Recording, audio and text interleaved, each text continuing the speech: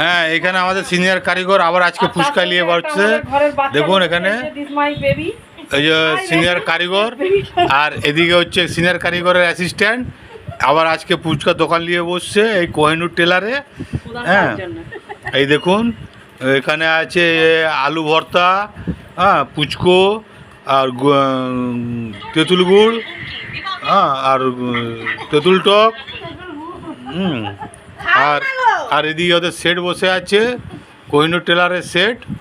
হ্যাঁ, এই দেখুন ও কোহিনুর টেলারের মেশিনটা দেখিয়ে দিচ্ছি। হ্যাঁ, আর এদিকে আমাদের সিনিয়র কারিগরের মেশিন।